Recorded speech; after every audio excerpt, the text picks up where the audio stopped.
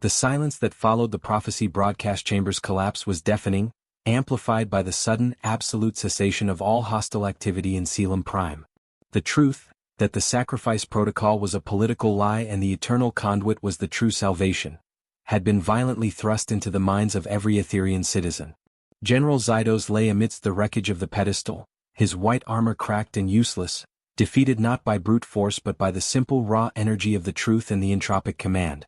Elias stood over him, the Oathstone still warm on his finger, his breath ragged. He looked at Anya, whose face was pale with exhaustion but shining with a powerful relief. "It is over," Elias whispered. "No, Elias," Anya replied, her voice imbued with a new, quiet authority. "The fight for the truth is won. The political war has just begun." The sound of disciplined, non-hostile footsteps echoed down the damaged corridor. Anya didn't wait. She used her remaining strength to transmit a mental command through the city's open frequencies, an authoritative code that the Starlight Guard was programmed to obey. The footsteps stopped outside the chamber. A moment later, a tall, distinguished figure in simple, unadorned silver robes, the symbol of the Aetherian Senate, stepped into the room. This was Senator Theron, Anya's father. Theron rushed past the defeated Zydos, his expression a mix of profound relief and concern. He embraced Anya fiercely. "My daughter. You have done the impossible. The prophecy is fulfilled and the core world is safe. I monitored the entire broadcast. You exposed the Malakor Zydos conspiracy." Theron then turned to Elias, his gaze assessing. "And you must be Elias Vane, the Sentinel. The eternal conduit." Theron's assessment was purely professional. He didn't offer praise or warmth, only recognition. The Oathstone's signal to the sun is stable. But the political fallout is chaos. Zydos's remaining forces are regrouping. We must move to a secure location. Within minutes, Zydos and his loyalist troopers were captured. Elias and Anya were guided into a secure, silent transport that whisked them deep beneath the citadel, into the genuine, uncompromised security of Senator Theron's personal sanctuary. In the sanctuary, a clean, sterile environment of polished star metal, Theron laid out the stark reality of their situation. "The good news is that the stabilizing wave is active. The sun will recover," Theron explained, projecting a holographic model of the Aetherian system. "The bad news is the broadcast. The citizens believe the prophecy but they see the eternal conduit, you, Elias, as an insult. They cannot accept that their savior is a primitive human whose life resonance caused a beloved general's downfall. They see me as a necessary evil, not a hero," Elias summarized, the cold truth stinging. "Precisely. And the Senate is paralyzed," Theron continued. "Zydos's faction, led by the shrewd Chief Senator Viridia, is already exploiting this xenophobia. They claim the broadcast was Malakor's final, elaborate sabotage, a lie designed to corrupt Aetherian bloodlines with primitive essence." Anya, who had changed back into her ceremonial silver robe, stood beside Elias, her presence a powerful, silent defense. "Viridia wants to void the true protocol and find a way to perform the sacrifice with a pure Aetherian vessel. They cannot attack the eternal conduit directly, the Oathstone makes us too powerful, but they will attack our legitimacy. They will demand proof," Elias realized. "They want proof that my presence is the prophecy and not the corruption. They will demand a test of the conduit," Theron confirmed grimly. "A public, political challenge to prove that your combined power is beneficial to Aetheria. If you fail, Viridia will have the legal mandate to dissolve the conduit, separate your essences and condemn you both." As they discussed the threat, a chilling truth began to emerge through the eternal conduit. Anya felt a strange, cold presence, a focused, precise intent that was far more subtle than Malakor's rage or Zydos's calculation. It felt like a perfectly crafted lie. "Senator Viridia is not merely exploiting Zydos's failure," Anya transmitted mentally to Elias, her eyes fixed on her father's face. "She is the true architect. She knew Malakor was too volatile. Zydos was merely a decoy. She is the real serpent. Viridia wants to expose the Kalidros not as a symbiotic union, but as an unstable threat," Elias muttered, his human suspicion immediately resonating with Anya's new political awareness. Theron sighed, rubbing his temples. "Viridia is demanding the test be held in 3 Earth cycles. 72 hours. It will be broadcast live across the core world. The challenge will be simple: repair the damage Malakor inflicted on a major Aetherian project, the Starlight Energy Nexus. If you fail to seamlessly integrate the damage, the Senate will rule against you." "A repair job?" Elias asked. "That sounds too easy for a political trap." Anya stepped forward, her sapphire gaze now holding the terrifying foresight of the Conduit. It is a trap of entropy. The Nexus was damaged by a focused plasma bolt, pure, aggressive energy. To repair it, Elias must use a subtle, precise application of the gravitational command and the entropic command simultaneously. If the entropic command is overused even slightly, it will cause the entire Nexus to decay and collapse. They want you to destroy their energy grid with your own power. The stakes were now clear. Elias was no longer fighting for survival, but for the right to exist as the eternal Conduit. He had to master his powers within 72 hours, under the scrutiny of an entire hostile civilization, and prove that the love and defiance of Kalidros was the true path to salvation. Senator Theron's hidden sanctuary was not built for comfort, but for absolute security. It was in this sterile, silent bunker that Elias and Anya began their desperate 72-hour training regimen. Theron provided them with the necessary data projections showing the Starlight Energy Nexus, a massive orbital power hub, and the precise location of the plasma damage inflicted by Malakor. The damage is a fissure 1 meter in diameter, Theron explained, projecting the holographic image. It's constantly draining power. The repair requires an exact application of gravitational command to close the gap, immediately followed by a fine mist of entropic command to fuse the metal on a molecular level. Any error in the entropic application, and the fusion turns to decay. Elias and Anya didn't speak. Their communication was now a constant, urgent stream through the eternal Conduit. Anya to Elias, the difficulty is the filter. You must channel your destructive human emotion, your anger, your frustration, but filter it through my Aetherian control, or the power will overwhelm the precision required for repair. Elias to Anya, I understand the filter, but I need a constant emotional trigger to maintain the entropic flow. I cannot sustain anger for 72 hours. I need something simpler, something human. Elias looked at Anya. He realized that the pure, simple emotion that fueled the true protocol was not rage, but defiance. The fierce, desperate determination to protect her and to survive together. Love and defiance, that was the Kalidros core. For the next 2 days they practiced using holographic simulations. 1. Gravitational command mastery. Elias's focus. Elias started by closing a simulated gap on a star metal plate. The first attempts were clumsy. He would either overcompress the metal, causing fissures, or undercompress it, leaving a gap. He finally achieved control by focusing on the feeling of the Oathstone, treating the command not as an external force, but as an extension of his own breathing. 2. Entropic refinement. Anya's focus. The fusion was harder. Anya, using Elias's filtered power, had to apply the red-gold energy to the closed seam without causing decay. In the first dozen attempts, the entire simulated repair job would instantly turn to black, crumbling ash. She struggled with the sheer intensity of the human emotion. 3. The Kalidros sink. On the final day they attempted the combined maneuver. Elias would close the gap and Anya would fuse it simultaneously. It was a terrifying synchronization. Their first successful attempt took place just hours before the deadline. They closed the gap perfectly, and the fused seam glowed a steady, healthy gold, the color of the Conduit's pure life resonance, instead of the aggressive red gold of decay. Elias to Anya, we have the technique. But Zydos will have already contaminated the environment. Anya to Elias, correct. Zydos's failure has taught Viridia. She will not risk a fair fight. Expect a field distraction. Something that forces you to choose between the gravitational command and the entropic command. Meanwhile, across Selim Prime, Senator Viridia watched the broadcast countdown. She was a figure of impeccable political correctness, clad in flowing silver robes, her smile thin and devoid of warmth. She was an expert at manipulating public perception. The test is perfectly designed, Senator, Zydos's chief strategist confirmed. The Nexus is situated over a massive gravimetric coil. If the human attempts to use his gravitational command defensively against a distraction, the coil will amplify the instability, potentially causing the entire Nexus to collapse prematurely. Viridia merely watched the image of Elias and Anya emerging from Theron's sanctuary, flanked by a nervous Aetherian honor guard. The public will witness the inevitable, Viridia said, her voice smooth and chilling. The fusion of species is unstable. The primitive will panic, his emotion will corrupt the fusion, and the Conduit will destroy itself. The sacrifice protocol will then be reinstated. The test was held in a massive open-air broadcast arena near the Starlight Energy Nexus. Thousands of Aetherian citizens, their faces etched with curiosity and deep-seated suspicion, watched from the viewing platforms. Elias and Anya stood on the platform facing the damaged nexus, the crack visible as a dark wound against the vast, star-metal structure.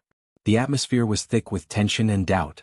Senator Viridia took the podium, her voice booming across the arena.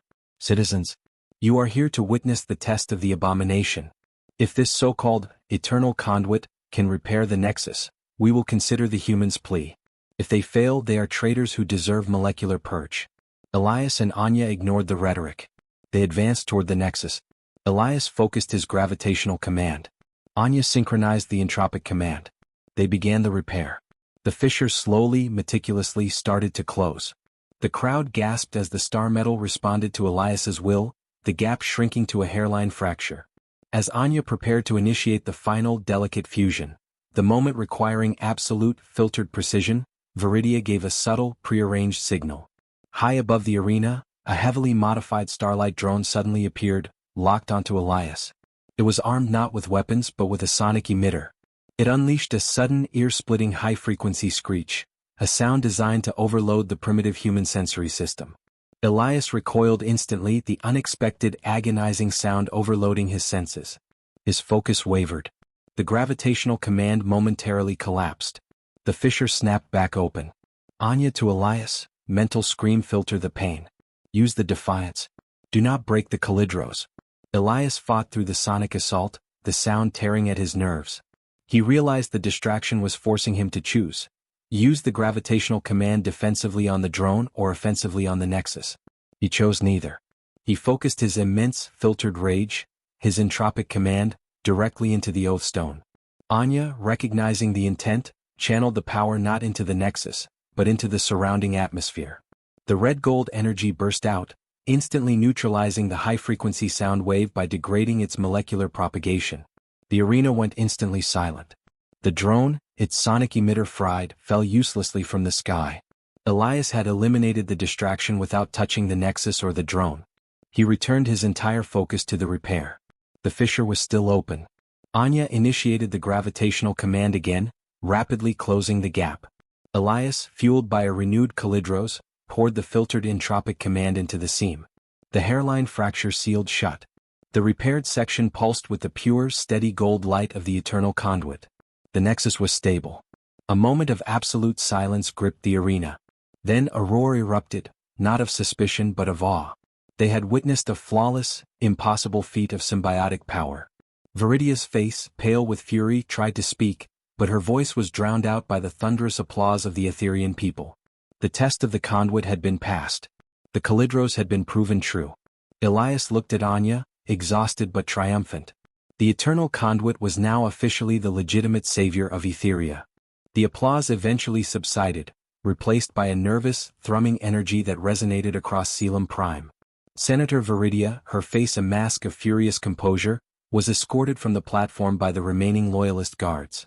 The eternal conduit was legitimate, but the political war was far from over. Senator Theron met Elias and Anya at the podium, his stern features finally showing a flicker of pride. "You bought us time. The people now believe the prophecy. But Viridia will not stop. Her next move will be swift and it will be aimed at your weakest point." Elias knew instantly what that meant. Over the next 2 days, while Theron worked feverishly to restructure the Senate and purge Malakor's lingering influence, Elias and Anya found a brief, uneasy peace in the sanctuary. They focused on refining their covenant powers. Elias was becoming proficient in creating localized gravity wells, small, temporary zones of immense weight or weightlessness. Anya, meanwhile, was learning to control the speed of her entropic command, capable of aging metal by a century or just by a day. During a practice session, Anya paused, her expression distant. "Elias," she transmitted mentally, "the Oathstone, it is detecting a faint, localized energy signature from your home world. It is highly unstable, almost like a dying energy echo." Elias's blood ran cold. "The Sand Rover? The wreckage? No. It is a signature from a structure. Very old, very deep. It is reacting violently to the stability wave we broadcast to your sun. It is a gravimetric anomaly, a structure on Earth that is unstable because of our interference." Elias immediately accessed his human geological and historical knowledge, combining it with the Aetherian data residing in his mind. There is only one place on Earth that fits that description, the Tiamat Vault. Ancient Sumerian texts claimed it was a subterranean structure built to harness celestial power. I always thought it was myth. If it's real and if it's reacting to the stability wave, it is a gravimetric feedback loop, Anya finished grimly. Our stabilizing wave has caused a lethal instability in this ancient structure. If it collapses, the resulting energy cascade could cause massive, irreversible seismic trauma across your continent. The situation was clear. In saving Aetheria, they had accidentally endangered Earth. Just as they realized the danger, Senator Theron burst into the chamber, his composure shattered. Viridia has made her move, Theron exclaimed. She is using a contingency protocol left by Malakor. She has remotely activated an orbital device called the Void Anchor. It's a low-power, wide-range sensor designed to locate and seize residual Aetherian technology on a primitive planet. The Tiamat Vault. Elias realized. Viridia knows it's Aetherian technology. She's not trying to save Earth, she's trying to trigger the collapse. Precisely, Theron confirmed. If she can make the Tiamat Vault collapse while simultaneously proving the Void Anchor was necessary to contain the threat of the primitive human on Earth, she gains total political control. She'll blame the disaster on the Eternal Conduit's flawed union. Anya grabbed the portal key. The Void Anchor is slow, but its signal is already focused on Earth. We have a limited window to use the Void Runner's remaining dimensional skip capacity for an emergency return. We go back, Elias stated, gripping the Oathstone. We have to stabilize the Tiamat Vault before it triggers a continental earthquake, and we have to disable Viridia's Void Anchor. Theron looked at them, his expression heavy. You are walking into a direct trap. Viridia will be watching. But you have no choice. The Eternal Conduit must save both worlds one last time. Elias and Anya rushed to the damaged Void Runner, using their powers to make the necessary repairs for a short, violent dimensional skip back to Earth. The political fight was over. The fight for survival and the salvation of Earth was about to begin again. The repairs to the Void Runner were crude, an emergency patch job fueled by desperation and the Eternal Conduit's raw power. Elias and Anya sealed themselves inside the patched-up submersible, the silence of Senator Theron's sanctuary heavy with the weight of their final mission. The dimensional skip will be violent, Anya warned, gripping the crystalline control orb. We're forcing a jump without proper stabilization. The Oathstone must maintain absolute coherence, or the jump will tear us apart. We hold the Kalidros, Elias asserted, placing his ringed hand on the control orb next to hers. We'll be stable. Elias focused his gravitational command on stabilizing the ship's internal mass while Anya prepared the entropic command to protect the hull from the stress of the fold. With a shared mental countdown, they initiated the skip. The jump was a nightmare. Unlike the last controlled skip, this felt like being caught in a tidal wave of pure, screaming energy. The patched hull rattled violently, and the lights flickered and died. Elias felt his consciousness fraying, the immense pressure threatening to separate his essence from Anya's. It was only the intense, unified focus of their Kalidros, their shared defiance and desperate love, that prevented total molecular disintegration. They emerged from the fold with a violent shudder, the Void Runner battered and venting steam. They were in Earth's low orbit, the familiar blue marble a sight of terrifying beauty. We made it, Elias gasped, wiping a bead of sweat from his forehead. But we have company. The orbital space was not empty. Senator Viridia had anticipated their return. 2 Aetherian rapid descent interceptors, designed specifically for high-speed atmospheric deployment, were already in position. They weren't armed with plasma nets. They carried specialized gravimetric harpoons designed to seize and neutralize the Void Runner. They are attempting to disable the ship and seize the Oathstone before we reach the atmosphere. Anya transmitted. We can't outrun 2 interceptors. We don't need to outrun them, we need to ground them, Elias countered, channeling his energy. Anya, flood the atmosphere with entropic energy. I need to create a gravimetric distortion big enough to crash them. Anya poured the red-gold entropic command into the atmosphere directly above the interceptors. The energy caused a massive, chaotic molecular acceleration of the air, creating intense thermal instability, a localized, destructive storm. Elias simultaneously activated his gravitational command, focusing on the interceptors' hulls. He didn't pull them down. He increased the localized air density around them to the maximum possible level. The interceptors' sleek design was useless against the combined assault. They were caught in a pocket of superdense, violently unstable air. The gravitational stress tore at their guidance systems, and the molecular heat fried their sensor arrays. They plummeted, spiraling out of control toward the Atlantic Ocean. The Void Runner, critically damaged and barely responsive, plunged into the upper atmosphere. Elias piloted the crippled submersible to the remote coordinates of the Tiamat Vault, a hidden mountainous region known only to a few dedicated archaeologists. They crash-landed in a desolate, rocky valley. The air here was alive with a terrifying rhythmic hum, the sound of an ancient structure dying. They found the vault entrance, a massive half-buried slab of strange black stone covered in archaic Sumerian cuneiform, the very texts Elias had once studied, now proven terrifyingly real. The instability is immense, Anya whispered, gripping Elias's arm. The vault is a planetary energy focus, an ancient Aetherian device, abandoned millennia ago. Your sun's stability wave is causing it to resonate, and the resonance will shatter your continental plates. Elias pointed to a point high above the vault entrance, where a faint, crystalline shimmer was forming. And that is Viridia's void anchor. It's not trying to stop the collapse, it's amplifying the resonance. It's a direct energy siphon, guaranteeing the destruction. We must reach the core chamber inside the vault, Anya stated. We have to reverse the energy flow and disable the vault before the anchor drains it dry. The collapse is imminent. They didn't waste another moment. Elias used the gravitational command to lift the massive stone slab of the entrance. They plunged into the darkness, descending into the heart of an ancient, cosmic doomsday machine. The race to save Earth had begun, and the odds were stacked against the eternal Conduit in their final, desperate battle. The Tiamat Vault was a cathedral of ancient technology. Its black obsidian walls pulsed with the sickly yellow-green light of unstable energy. The rhythmic hum that shook the ground intensified as Elias and Anya descended, navigating tunnels too geometrically perfect to be natural. The vault's design is based on Aetherian phase-shift architecture. Anya transmitted mentally, her face pale under the eerie light. It's meant to draw and compress Earth's raw gravitational and magnetic energy. Our stability wave is causing a critical power spike. The vault is overcharging. They were forced to use their covenant powers constantly. The tunnels were riddled with ancient, dormant gravimetric dampeners that pulled at their mass, threatening to crush them. Elias used his gravitational command to neutralize the dampeners while simultaneously lifting unstable ceiling panels that were seconds away from collapsing. As they moved deeper, the environment became a trap. They encountered automated defense systems, small, crystalline drones that responded to any energy signature they weren't programmed to recognize. These are primitive containment drones, Anya warned, her eyes scanning the tunnels. Designed to neutralize ancient terrestrial threats. They will target the Oathstone's energy profile. 3 drones materialized from the wall, their crystalline bodies glowing crimson. Elias and Anya didn't hesitate. They stood back to back facing the threat. Elias focused the gravitational command on the first drone, increasing its density so massively that it instantly crumpled inward, shattering into dust. Anya used the entropic command on the second drone, accelerating its molecular decay so quickly that it vanished with a puff of black smoke. But the third drone was quicker.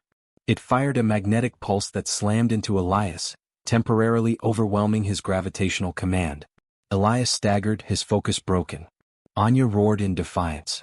She channeled the red-gold entropic energy through her own body and launched herself at the third drone. She didn't destroy it, she simply pressed her palm against its hull and used a targeted burst of entropic command to age the drone's memory core by millennia. The drone ceased all hostile action and simply fell to the floor, inert. We cannot waste energy, Anya panted, regaining her composure. The core chamber is critical. They finally reached the core chamber, a massive cavern where the unstable yellow-green light was blinding. At the center stood the vault core, a gigantic, swirling sphere of condensed planetary energy. The ground beneath it vibrated violently, threatening to split. Above the core, a faint, crystalline blue light penetrated the ceiling. Senator Viridia's void anchor was now locked onto the vault, accelerating its instability. The anchor is draining the core's stabilizing shield, Elias realized, looking up at the ceiling. It's making the collapse inevitable. We have 2 minutes before the energy cascade begins. We must perform 2 simultaneous actions. Anya commanded, her voice cutting through the terrifying hum. First, use the gravitational command to reverse the core's energy vortex. It needs to vent, not compress. Second, I must use the entropic command to temporarily neutralize the void anchor's siphon. They advanced toward the core. General Zydos's final revenge, fueled by Viridia's political ambition, was unfolding before them. Elias reached the pulsating core. He focused the entirety of his will, channeling the gravitational command to oppose the vault's terrifying rotational force. It was like wrestling with the planet itself. His muscles screamed, and the Oathstone pulsed with a blinding, desperate intensity. Simultaneously, Anya focused on the point where the void anchor's siphon was penetrating the ceiling. She pushed the entropic command upwards into the very earth, battling the remote, powerful Aetherian device in orbit. The yellow-green light of the core turned a dangerous, angry red. Elias felt the pressure overwhelming him. The ground beneath the core began to crack. "I'm losing the pull, Anya. The anchor's siphon is too strong." Elias screamed mentally. Anya, her face covered in sweat and strain, realized the flaw. She couldn't fight the void anchor's massive power. She had to fight its design. She pulled back the entropic command and focused the energy, the entropic resonance of Elias's destructive fury, not on the anchor's power but on the stability of the Tiamat Vault's architecture. She accelerated the molecular decay of a single massive supporting strut deep within the cavern. The strut, thousands of years old, crumbled instantly. The cavern roof groaned. "Anya, what are you doing?" Elias shouted. "We destabilized the entire vault structure." Anya yelled back. "The void anchor is programmed to drain a stable energy signature. If the vault itself collapses, the energy spike becomes chaotic. The anchor will lose its lock." The strategy was insane, intentionally triggering a controlled collapse to save the planet from an uncontrolled one. The ceiling began to rain debris. Elias held the core, desperately fighting the rotational force.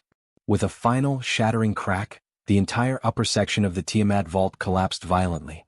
The void anchor, unable to process the sudden chaotic shift in energy signatures, shrieked, lost its lock, and its crystalline blue light vanished from the ceiling. The threat from space was neutralized.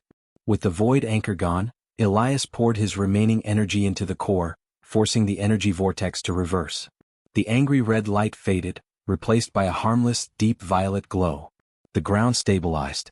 The rhythmic doomsday hum ceased. They collapsed onto the debris-strewn floor, the silence of the Tiamat Vault deafening. They had saved Earth. They used the last remaining functionality of the portal key to send a short, coded message to Senator Theron. Tiamat stabilized. Anchor disabled. Elias and Anya emerged from the ruins hours later, climbing into the cool desert air. The sun was setting over the mountains, painting the sky in colors Elias had once taken for granted. "We saved both worlds, Elias Vane," Anya said, leaning against him, utterly exhausted. "We did it together," Elias corrected, pulling her close. The Oathstone on his finger was now quiet, radiating a steady, warm gold. The battle for the prophecy was over, the political struggle resolved, and the final threat neutralized. The eternal Conduit had secured the future of Aetheria and the present of Earth. Their destiny was no longer one of duty or sacrifice, but of choice, a shared future across the stars. The battered Void Runner was abandoned in the desolate mountains of Earth, its mission fulfilled. Elias and Anya, using the last vestiges of its jump capabilities, made a controlled, swift return to Aetheria. They arrived not as fugitives but as legitimate saviors. The news of their heroic deeds, first, the public test of the Conduit, and second, the successful stabilization of the Tiamat Vault on Earth and the disabling of the Void Anchor, had already reached Aetheria. The evidence was irrefutable. The Eternal Conduit was the only entity capable of saving both worlds. They landed discreetly in Senator Theron's sanctuary, where a transformation was already underway. General Zydos was imprisoned, and the remaining loyalist forces of Malakor were purged from the Senate. Senator Viridia, stripped of her power and authority, was placed under house arrest, her political ambitions permanently crushed by the undeniable truth of Kalidros. 3 Earth cycles later, the Aetherian Senate convened a special session. The atmosphere was somber but hopeful. Senator Theron stood before the newly constituted council, his voice firm. "The Starlight Prophecy is not a mandate for sacrifice, but a charter for symbiosis," Theron announced. "We owe our son's stability and our continued existence to the courage of the Eternal Conduit, who risked their lives for 2 worlds." The Senate unanimously voted to accept the true protocol and the legitimacy of the Eternal Conduit. This was not merely a political acceptance, it was a fundamental shift in Aetherian dogma. The core belief in purity had been replaced by the acceptance of shared destiny. Elias Vane, the former terrestrial archaeologist, stood beside Anya, the Starlight Bride, now formally designated as the Sentinel of the Core World. His presence on Aetheria was no longer an anomaly but a necessity. "My duty is to the Eternal Conduit, and to the safety of both worlds," Elias addressed the Senate, his voice broadcast across the planet. The prophecy demands not just the survival of Aetheria, but its stability in the larger cosmic framework. That includes a stable, peaceful relationship with my home world, Earth. The first major act of the newly established Eternal Conduit's reign was the drafting and signing of the Treaty of Kalidros. Article 1, the Non-Interference Clause. Aetheria would cease all covert monitoring and intervention in Earth's development. Earth would be given complete sovereignty. Article 2, the Technology Exchange Protocol. A limited, controlled exchange of non-military Aetherian medical and environmental technology would be initiated, focusing on sustainable energy and planetary healing. Article 3, the Guardian Covenant. The Eternal Conduit, Elias and Anya, would be the permanent liaison and protector of both worlds, ensuring peace and stability. This treaty, a direct result of the Kalidros bond, marked the beginning of a genuine golden age for Aetheria. The energy crisis was averted, and the society, freed from the strictures of the corrupted prophecy, began to embrace a future of expansion and cooperation. In their private moments, the transition from fugitives to rulers was subtle but profound. Elias and Anya's Kalidros bond had matured from a life-saving necessity into a deep, mutual understanding. Their minds were constantly interconnected, sharing thoughts, dreams, and emotions without effort. Elias, now fluent in Aetherian physics and politics, felt a deep connection to his adopted world, but he carried the memory of Earth, its chaos, its creativity, its humanity. Anya, having shed the immense, cold burden of sacrifice, finally experienced the full spectrum of human emotion through Elias. She found joy in small, simple things: the warmth of his hand, the complexity of a terrestrial piece of music, the simple act of choosing her own path. One evening, standing on a balcony overlooking the majestic lights of Selim Prime, Elias slipped a new ring onto Anya's finger, a simple, elegant band of earth gold. "The Oathstone brought us together by cosmic law," Elias said, his voice soft. "This ring is for the Kalidros, the choice we made to live and rule together." Anya smiled, a dazzling, genuine light in her sapphire eyes. "I accept, my sentinel. Our reign will be one of truth and partnership." The final chapter of their shared story was not about war or escape, but about the slow, deliberate work of building a legacy, a new destiny woven from starlight and desert sand. The Eternal Conduit was not just a title, it was the promise of a future where two worlds and two beings thrived as one.